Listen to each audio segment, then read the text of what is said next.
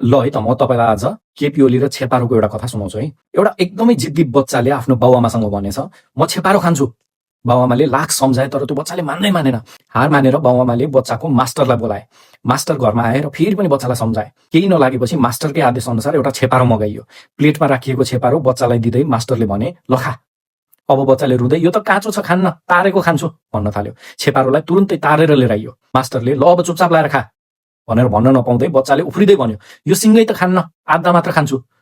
तुरुन्तै 2 टुक्रा पारेर ल्यायो। मास्टरले भने ल छिटो खा अब। बच्चा भुइँमा मडारिँदै रुन थाल्यो। पहिला त्यो आधा तपाईँले खानु, आधा आधा खाने।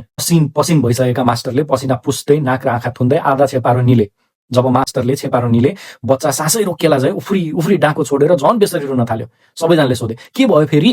बच्चाले भन्यो मलाई जुन टुक्रा खान मन थियो त्यो सरले खाइदिनु भयो, अब म कुन खाने?